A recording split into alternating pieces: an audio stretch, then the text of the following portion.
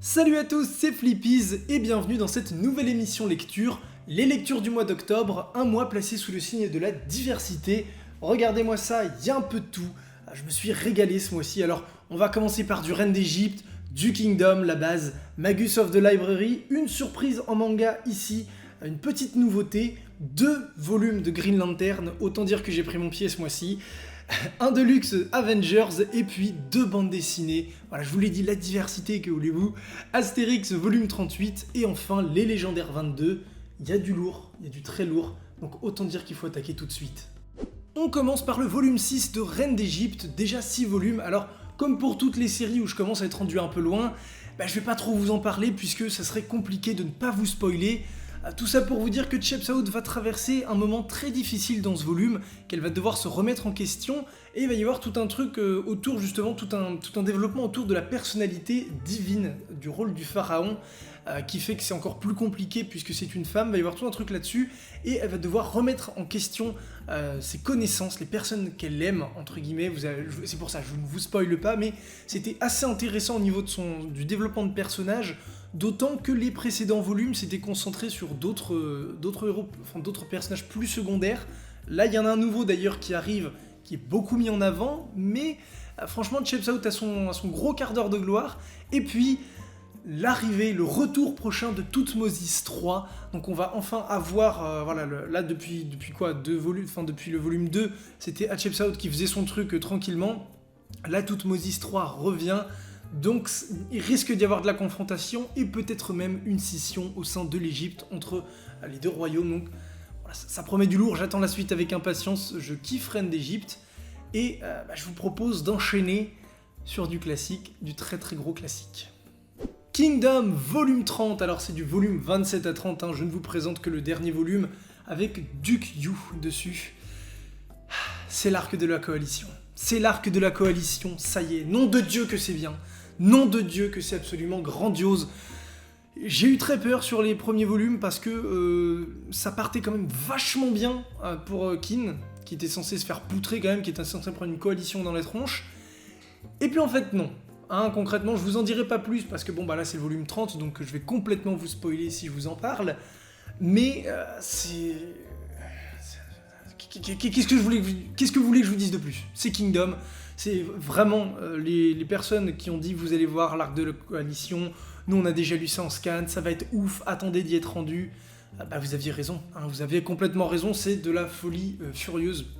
Je kiffe Kingdom, je les ai défoncés pour vous dire, je les ai reçus une journée avant de partir en week-end avec ma classe, donc on était dans un bus, je les ai poutrés dans le bus. Je les ai emmenés avec moi pour pouvoir les lire et je regrette pas. Concrètement, je me suis régalé. Voilà donc Kingdom. Est-ce qu'il y a autre chose à dire si ce n'est lisez Kingdom? On continue avec Magus of the Library volume 3. Volume 3, qui aurait clairement pu être le volume 3 et 4. Regardez-moi ce pavé. Enfin, j'ai halluciné en le voyant. L'objet en tant que tel est juste énorme. C'est génial. J'adore Kiyun Kizuna. C'est d'ailleurs la même édition, la même ligne éditoriale, on va dire, que Reine d'Égypte. Il y a une qualité éditoriale que je trouve absolument folle. Rien que pour l'objet, c'est fou. D'autant que Magus of the Library, c'est une ode au livre, donc ça aurait été quand même un scandale que l'édition soit pourrie. Ce qui n'est pas le cas du coup, puisque Kiyun fait un travail de fou là-dessus. J'adore. Et puis bon, l'histoire en tant que telle est également géniale, puisque on continue en fait l'examen des Kaunas qui avait commencé, je vais y arriver, dans le volume 2.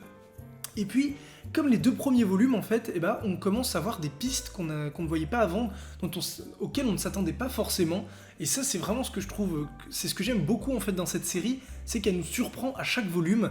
Là, on commence à dépeindre vraiment un univers plus vaste. On parle de son passé, de comment on en est arrivé à la société dont on nous parle en fait depuis le premier volume. On commence à voir un antagoniste qui pointe le bout de son nez. Du coup, il y a les pouvoirs aussi qui commencent à se faire plus importants. Et en même temps, on continue toujours de vanter les livres, la culture, les connaissances, la diversité, les cultures. C'est génial. C'est chelou d'un certain côté parce que on a vraiment l'impression qu'il y a vraiment un côté un peu shonen assez vaste, on va dire, qui se fait de plus en plus ressentir, et en même temps à quelque chose de complètement tranche de vie, vraiment ode à la culture, au monde, un peu comme on pourrait avoir en fait dans Isabella Bird. et justement reine d'Égypte. Donc ce mélange est assez intéressant. J'attends de voir comment ils vont construire autour de ça, parce que ça s'articule quand même mieux. C'est pas que ça soit mal fait, mais c'est juste que là c'est que le début, donc c'est difficile de voir vers quelle direction ça va nous mener. J'attends de voir ça. Ki-hoon propose un rythme à peu près qui colle en fait au japonais, donc il n'y a pas de volume 4 pour l'instant au Japon. Donc je pense qu'il va falloir qu'on prenne notre mal en patience, mais clairement ça vaut le coup d'attendre. Et on enchaîne sur Red Flower Stories, le manga surprise que je vous ai teasé dans le sommaire. C'est fait par Louis, le mangaka, qui est donc français, que j'ai rencontré à l'Animasia, et qui m'a fait cette petite dédicace bien stylée. Kelly, jeune guerrier, s'apprête à devenir garde du roi. Pour cela, il va devoir apprendre à maîtriser l'art martial de sa tribu, le katafali. Et c'est lui qui s'auto-édite. Alors, j'avais peut-être une image un peu négative de l'auto-édition en me disant que généralement c'est des choses probablement moins abouties. Voire des fois vraiment moins abouties que ce qu'on peut trouver dans le circuit plus traditionnel avec les gros éditeurs. Et puis j'ai ouvert le manga, et puis non. Et puis pas du tout, franchement regardez-moi ça. C'est génial. Déjà, premier gros point, souvent c'est les décors qui pêchent chez un mangaka débutant. Je sais même pas si Louis, le mangaka, est débutant en vrai, mais je crois que c'est que son deuxième manga. Donc j'ai pas du tout l'impression de voir un débutant en fait. Les décors sont aboutis, c'est beau à voir. La façon dont il dessine le mouvement est vraiment stylée. Et puis l'histoire en tant que telle, ce thème de tribu, je trouve ça génial. C'est quelque chose qu'on retrouve pas très souvent en manga. C'est original, la façon de raconter également est originale. Vraiment coup de cœur. Coup de cœur pour Red Flower Stories. Et puis j'ai lu également Molly et Lucas, du coup son premier manga, pour le coup qu'il avait financé entièrement lui-même. Ces deux histoires en fait, une sur Molly, une sur Lucas, ils sont frères et sœurs. Il y a un petit délire, un petit peu de technologie. Alors j'ai moins aimé. C'est pas tant que c'est moins bien, c'est surtout que c'est juste deux petits one-shots, on va dire, donc ça laisse moins de possibilités par rapport à Red Flower Stories, où on sent clairement qu'il va y avoir une suite, et j'espère qu'il y aura une suite, parce que je kiffe. Mais si vraiment vous kiffez Red Flower Stories, je vous invite à lire également Molly et Lucas. Et puis, d'après ce qui a été dit, à la fois dans le manga et ce qu'a pu m'expliquer le mangaka, j'ai l'impression que Molly et Lucas pourraient revenir dans Red Flower Stories d'une manière ou d'une autre. J'ai l'impression que ces deux trucs vont être liés. Donc, voilà, je vous conseille ça parce que c'est un vrai coup de cœur. C'était une vraie nouveauté, une vraie bouffée d'air frais, voilà, je cherchais le mot. Donc, Red Flower Stories, ça défonce et j'espère pouvoir lire la suite très bientôt. Urban Comics a exaucé mon souhait en publiant la suite de Green Lantern Rebirth, Hal Jordan Green Lantern. Redevenu Green Lantern, Hal découvre que la Terre a été volée par l'esclavagiste Kanjaro avant d'être revendue aux enchères. Son enquête pourrait bien l'amener à remettre en question sa place au sein du corps. Alors en fait c'est juste moi qui avais pas fait gaffe, mais quand je vous ai parlé du tome 6 de Rebirth la dernière fois, c'était déjà prévu que Hal Jordan Green Lantern soit édité. C'est juste que j'avais pas du tout capté.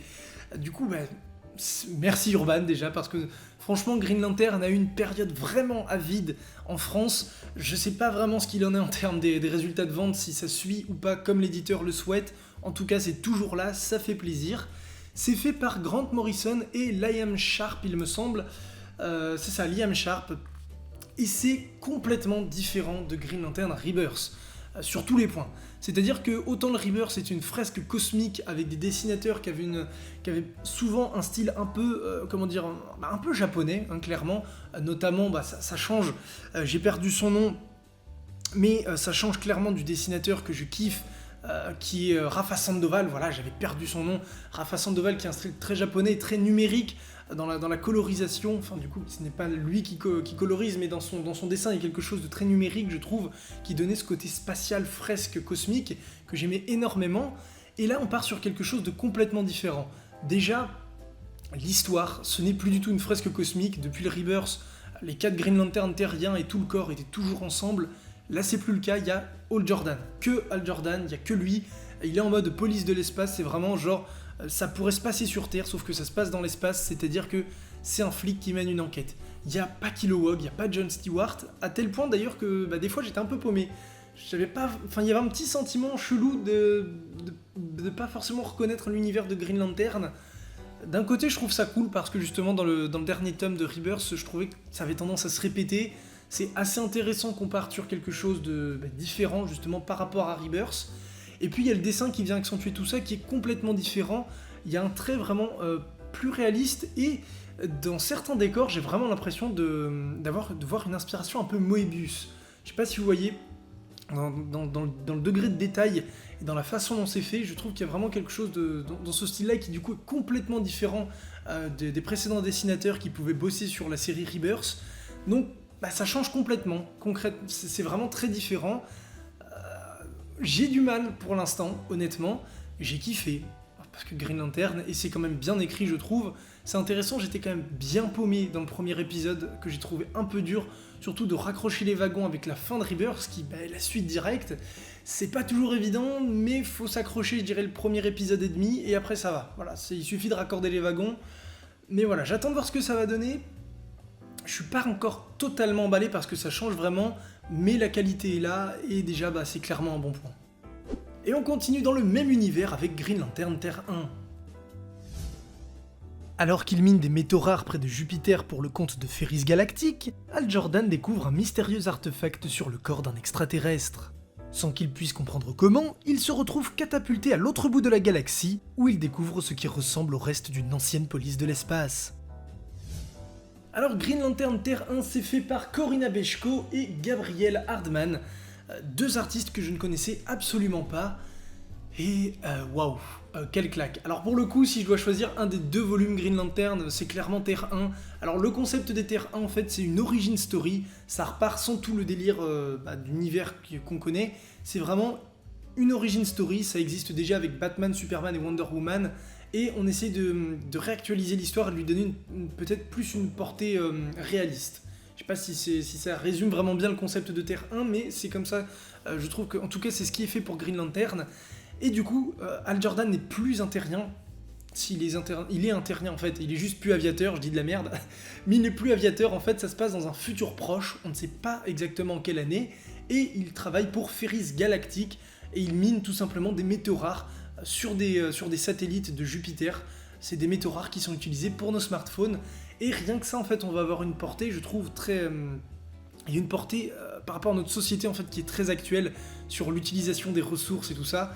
Et il va tomber sur un anneau de Green Lantern, mais ça se passe pas du tout pareil, c'est pas la bague qui choisit son possesseur, c'est juste, il tombe dessus, il la vole sur un cadavre, et il se retrouve entraîné dans une histoire, et le corps en fait n'existe plus, le corps appartient au passé, et il va devoir réunir avec Kilowog les Green Lantern, alors qu'ils savent pas du tout comment marchent les anneaux, pour détruire les Manhunters, enfin l'équivalent des Manhunters, qui ont chassé les Green Lantern, qui les ont exterminés, sous la houlette, plus ou moins. Il y a une espèce de complot qui a l'air d'apparaître dès ce premier tome par rapport aux gardiens, encore une fois les gardiens de l'univers qui foutent la merde. Vraiment j'adore, gros coup de cœur, même dans le graphisme. Encore une fois il y a quelque chose de très japonais, dans le découpage, l'action est vraiment stylée à voir, c'est vraiment plus découpé je trouve que ce qu'on peut habituellement voir dans du comics. C'est très intéressant, et même si vous n'êtes pas fan spécialement de Green Lantern, je vous recommande cette histoire parce que c'est une origin story, en fait vous avez rien besoin de connaître sur le personnage, on vous explique ce qu'il y a à savoir, et c'est même pas forcément le même Green Lantern que l'univers habituel. Donc Green Lantern Terre 1, je crois que ça va être... Il y a déjà 3 tomes, je sais pas s'il y aura série en 3 tomes, voilà. Je ne lis pas en fait mes propres bouquins, c'est le problème, hein, concrètement. Donc voilà, la série sera en 3 tomes, je sais pas si ça va être... La direction qu'a pris les dernières pages, je sais pas si ça va être possible de maintenir cette qualité qu'il y avait dans le premier tome, à voir, mais en tout cas, je vais clairement suivre les 2 et 3e tomes avec impatience. On passe à du Marvel avec le deluxe de la série Avengers de 2012 par Jonathan Hickman. C'était la série phare du Marvel Now qui devait articuler tout le reste, qui devait nous mener à Infinity, qui devait nous mener à Secret Wars, qui nous y a d'ailleurs mené. J'avais lu le tome 1 justement dans la série Marvel Now, j'avais adoré, et donc là c'est republié en deluxe, je me suis dit allez on le tente, et il me semble que ça va être complété en 2020 par New Avengers, qui est la série jumelle en fait, qui nous explique justement tout le bordel dans Infinity, et c'est génial. Alors le comics, il n'y a pas de doute, la série est géniale, on le sait depuis 2012. Pourquoi je vous en parle? C'est parce que c'est un nouveau format de deluxe de Panini Comics, oui, un nouveau format, ça y est, ils ont fait une refonte graphique, c'est beau, franchement c'est beau, c'est stylé, je trouve. C'est propre, voilà, c'est classe. Et puis, alors le chapitrage est toujours un peu bancal, hein, concrètement, c'est toujours des pages, voilà. On ne sait pas qui sont les artistes qui vont travailler sur les épisodes qu'on s'apprête à lire. Tout est foutu au début en mode random. Donc désolé Panini, mais c'est toujours de la merde. Et puis, je me suis dit, franchement, je suis mauvaise langue avec Panini, pourquoi ne pas leur laisser une chance avec ce Deluxe ? Du coup, je me suis dit, je vais peut-être me laisser tenter par X-Men Blue et X-Men Gold, qui sont les deux des dernières séries d'X-Men qui sont actuellement publiées en Deluxe. Et vous savez à quoi ressemble les Deluxe ? À l'ancienne collection. Merci Panini. Alors, je ne sais pas, il y a peut-être encore une très bonne explication. Vous allez vous dire que je m'acharne sur Panini, peut-être que je m'acharne, mais putain, le travail est tellement... C'est presque parfait. Franchement, le travail sur Avengers, et je vous le conseille, ça sincèrement, je vous le conseille. C'est tellement parfait. Pratiquement, c'est bien, c'est beau, il y a moyen d'avoir une vraie cohérence dans une bibliothèque, c'est propre, c'est moderne, je kiffe, franchement. À part le chapitrage, vraiment pour chercher le détail à la con, c'est bien foutu. Et il republie toujours les anciens modèles de Deluxe. Donc je ne comprends pas Panini, je ne comprends pas ce que vous faites, je suis perdu. C'est dommage, voilà. Mais quand même, lisez cette série Avengers parce que bordel, elle déglingue. Et je vous dirais même, je vous conseille souvent Ultimates pour lire si vous aimez le MCU et que vous savez pas par où commencer les comics. Je pense que cette série Avengers, c'est la deuxième porte d'entrée après Ultimates si vous kiffez le MCU et que vous avez envie de lire en fait un comics Avengers. Donc vraiment ça c'est du lourd. Et j'ai clairement pris mon pied en la lisant. On passe au très attendu 38e Astérix par Jean-Yves Ferry et Didier Conrad. Vercingétorix a déposé les armes, mais sa fille doit encore résister. Pour cela, les acolytes du chef la confient au village d'irrésistibles Gaulois afin qu'ils veillent sur elle avant de lui faire gagner Londinium. Astérix a une nouvelle mission. La fille de Vercingétorix, le nouvel album d'Astérix. Alors ça y est, on le sait de toute façon depuis Astérix chez les Pictes, qui est le volume 35 il me semble, il y a ce nouveau duo d'artistes qui bossent dessus, avec un style très proche de ce que pouvaient faire Uderzo et Goscinny. Et le résultat est en demi-teinte. Concrètement, le résultat est en demi-teinte. Alors il me semble que je vous avais parlé du Transitalique l'année dernière, je ne sais plus. J'avais dit que c'était vraiment trop serré dans 48 pages, cette histoire de course, c'était vraiment rushé. Et c'est un peu le même reproche que j'ai envie de faire à ce volume, c'est que il y a plein de bonnes idées vraiment dans cet album, La fille de Vercingétorix, mais clairement le 48 pages du standard franco-belge des années 60, ça ne va plus. Ça ne va plus du tout, c'est mort en fait. Je ne pense pas qu'il soit encore possible aujourd'hui de faire une véritable bonne histoire d'Astérix dans un format de 48 pages en gardant le style de Uderzo et Goscinny, parce que ils avaient un style qui correspondait à la fin du XXe siècle. Ça marchait, ça répondait. C'était un style qui était en accord avec leur époque. Eux, à leur époque, c'était révolutionnaire. Et je ne dis pas que ce tandem Uderzo-Goscinny, que ce soit dans le scénario ou dans le dessin, ce n'est plus révolutionnaire. Ça reste toujours un fait marquant de la bande dessinée franco-belge.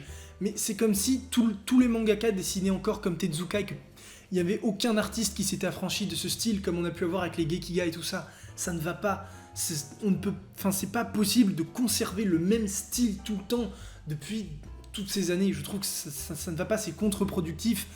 Et je ferai le parallèle avec Spirou, qui a en ce moment une série qui se passe pendant la Seconde Guerre mondiale. Voilà, il y a une histoire de Spirou qui se passe pendant la Seconde Guerre mondiale avec des albums, avec une grosse pagination. Là, d'accord, ok, c'est pertinent, ça revisite le truc et ça ne marche pas, il y a plein de bonnes idées. Alors, le thème là-dedans, ça va être surtout l'adolescence, la jeunesse, la passation de flambeau en fait. Ça va être ça le truc, parce qu'on découvre plein de nouveaux personnages, c'est réellement rafraîchissant si vous aimez l'univers d'Astérix. Il y a des enfants de plusieurs personnes du village qui interagissent, et le gros message en fait du truc, ça va être de dire c'est pas aux parents de décider ce qu'on doit être, c'est à nous de choisir notre propre voie. Le problème de ça, c'est que déjà on sent vraiment que c'est écrit par des adultes qui essayent de faire jeune, je trouve, dans certaines répliques. Ça tue un peu le truc, ça fait vraiment je trouve que ça fait vraiment le cliché de scénariste français en fait qui n'arrive pas à écrire, enfin qui écrit comme un enfant, qui écrit d'un adulte, qui écrit le point de vue d'un enfant alors qu'il est un adulte, voilà. Ça déjà j'ai du mal. Et puis c'est à l'étroit, il y a plein de personnes, genre les pirates sont vachement mis en avant dans cette histoire, c'est trop cool. C'est des personnages généralement qui sont juste là pour les comic relief, et là ils ont un développement, c'est intéressant, il y a plein de bonnes idées. Et en même temps, je trouve, j'ai l'impression en fait que dans ce format, dans ce message par rapport à la jeunesse, de choisir de s'affranchir de ça, à un moment, il y a justement les jeunes en fait qui disent à Obélix que c'est ringard de boire la potion magique, c'est l'ancien style et que ça va plus. Et je sais pas si c'est moi qui surinterprète, mais j'ai vraiment l'impression que ce sont les auteurs eux-mêmes qui disent que oui, la potion magique, Astérix et Obélix, le format 48 pages à la Uderzo Goscinny, c'est génial, c'est trop bien, mais c'était avant, ça c'est terminé, il faut passer à autre chose. Donc j'espère que ça arrivera, et je sais malheureusement que les ayants droit désormais de Astérix ne sont pas du tout pour ce nouveau format, je pense.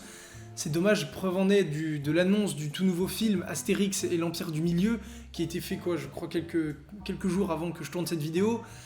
Et on voit vraiment qu'on reste en fait dans cette espèce de doudou nostalgique d'Astérix des premiers temps, et je trouve ça tellement contre-productif, et il y aurait tellement moyen, je pense, de faire des choses incroyables avec Astérix et Obélix, en s'affranchissant de tous ces codes à la con, qui sont certes révolutionnaires, mais qui ne sont plus en accord en fait avec notre époque. Et pour terminer, le 22e tome des légendaires World Without, sous-titré Les Éveillés. On arrive enfin à la fin de World Without. Le prochain tome est d'ailleurs le dernier, alors je sais pas si c'est le dernier de World Without ou le dernier des légendaires en général, pour le coup j'ai un doute. Mais clairement cet arc World Without était un peu chiant, hein, concrètement, de se taper les personnages. Déjà le tome 19 était montré comme une conclusion, on nous a dit « Ah bah non, en fait c'est pas la conclusion, on va les revoir », et vous savez quoi? Ils sont amnésiques, du coup ils se souviennent pas que ce sont les légendaires, du coup il va falloir se souvenir que ce sont les légendaires. Ah putain, non, sans déconner, c'était lourd, hein, c'était un peu lourd. Là, franchement, ce tome remet quand même bien la hype, les personnages redeviennent ceux qu'ils étaient, on approfondit leur background, il y a énormément de mythologie légendaire. Alors je me souviens plus de tout parce que ça fait des années que je crois que ça va presque faire 10 ans que j'ai lu les premiers tomes, donc je me souviens clairement plus de tout. Mais on sent qu'il y a vraiment, avec Darkel, une instance au-dessus de Darkel, les dieux, les bordels, tout ça c'est en train de converger vers le même point. Et ça fait plaisir. Ça, bon Dieu, ça fait plaisir. J'espère que le final va être grandiose. Là encore, la critique serait peut-être un peu la même qu'avec Astérix, même si pour le coup, Sobral s'inspire clairement d'un style manga, mais c'est vrai que les 48 pages et ce format-là, on sent, là c'est pareil, je trouve qu'on sent vraiment que c'est à bout de souffle, parce que déjà, des fois, sur certaines cases, il y a du texte partout, parce que l'auteur a besoin d'expliquer des trucs, il faudrait qu'il divise ça en plusieurs cases. Je pense qu'il a envie de diviser ça en plusieurs cases, mais le 48 pages ne le permet pas. C'est dommage. Voilà, c'est dommage, mais bon, franchement, l'histoire est cool, et j'espère vraiment que le grand final va être grandiose. Conclusion de ces lectures d'octobre dans un autre décor, puisque ma batterie m'a tout simplement lâché quand j'étais dans mon salon. Bref, encore de très bonnes lectures, notamment grâce à la gamme Kizuna de chez Kiyun, qui propose Magus of the Library et Reine d'Égypte, avec lesquels je me régale. J'attends d'ailleurs impatiemment l'arrivée du prochain tome de Isabella Bird. Kingdom, on n'en parle pas, merci Meian de publier cette série de dingue. Gros coup de cœur pour Red Flower Stories de Louis, ainsi que Molly et Lucas, son autre one-shot. Et puis, bon, Astérix, quelque peu déçu de ce tome 38, même si je trouve qu'il est vraiment pas mal. Je l'ai préféré au Transitalique qui était le tome 37. Les légendaires, j'attends de voir la conclusion de World Without pour réellement me prononcer, puisque bon, c'était un peu longué. Côté comics, bon, Panini a l'air de sortir la tête de l'eau, je sais pas trop avec ce nouveau format de Deluxe, je l'espère. En tout cas, ce nouveau format vaut le coup, et la série en plus vaut elle 2 fois le coup, donc clairement, je vous conseille réellement cette nouvelle série, cette réédition de cette série Avengers de Jonathan Hickman.